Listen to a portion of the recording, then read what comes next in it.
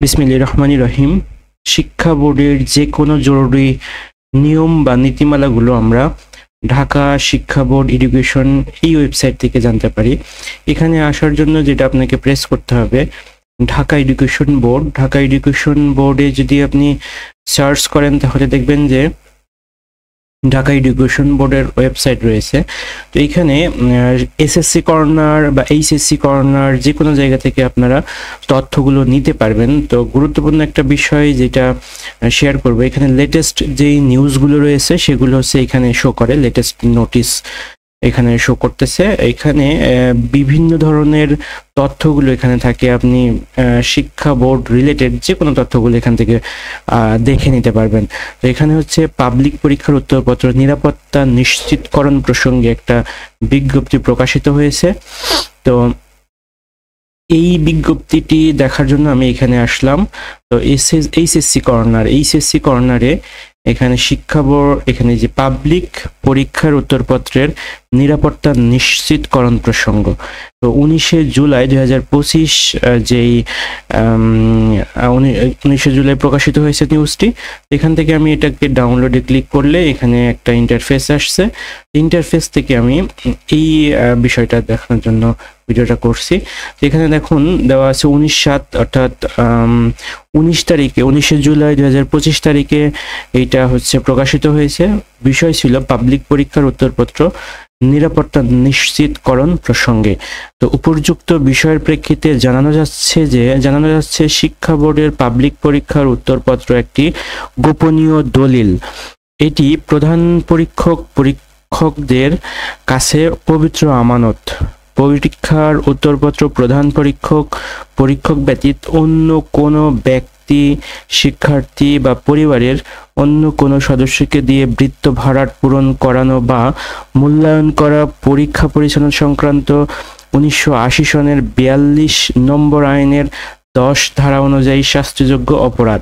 এই অপরাধের প্রমাণিত হলে 2 বছর পর্যন্ত কারাদণ্ড কিংবা অর্থদণ্ড অথবা উভয় দণ্ডে দণ্ডিত হতে পারেন। তো এটা ছিল মূল বক্তব্য। এমত অবস্থায় পাবলিক পরীক্ষার উত্তরপত্র গোপনীয়তার সাথে মূল্যায়ন এবং সংরক্ষণ করার জন্য পরামর্শ দেওয়া হলো। বিষয়টি অতীব জরুরি। তো এইখানে চেয়ারম্যান মহোদয়ের স্বাক্ষর ছিল প্রফেসর SM কামাল উদ্দিন হায়দার, পরীক্ষা নিয়ন্ত্রক, মাধ্যমিক ও উচ্চ মাধ্যমিক শিক্ষা বোর্ড। তো এটি যে সকল প্রতিষ্ঠানের জন্য গুরুত্বপূর্ণ, প্রধান পরীক্ষক ঢাকা শিক্ষা বোর্ডের আওতাধীন সকল শিক্ষা প্রতিষ্ঠানের জন্য গুরুত্বপূর্ণ নোটিশটা। তো সদয় অবগতি রয়েছে মহাপরিচালক মাধ্যমিক ও উচ্চ শিক্ষা অধিদপ্তর বাংলাদেশ ঢাকা, জেলা প্রশাসক ঢাকা শিক্ষা বোর্ডের আওতাধীন সকল জেলা, সিনিয়র সচিব মহোদয়, একান্ত সচিব আর মাধ্যমিক ও উচ্চ শিক্ষা বিভাগ, শিক্ষা মন্ত্রণালয় ঢাকা। তো অফিস কপি। তো এই নোটিশটা খুবই গুরুত্বপূর্ণ ছিল এবং এ থেকে বোঝা যাচ্ছে যে যারা এইচএসসি এবার পরীক্ষার্থী দেওয়া হয়েছে বা পরীক্ষা দিয়েছে, তাদের খাতা মূল্যায়নের ক্ষেত্রে যারা খাতা দেখবেন তাদের জন্য একটি সতর্কবার্তা।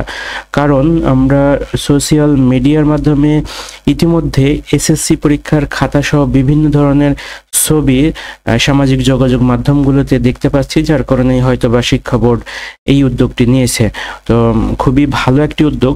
তবে শিক্ষকদের নৈতিক দীক্ষার বা নৈতিক দায়িত্বের দিক থেকে এই বিষয়টাকে অবশ্যই গুরুত্ব সহকারে দেখা উচিত।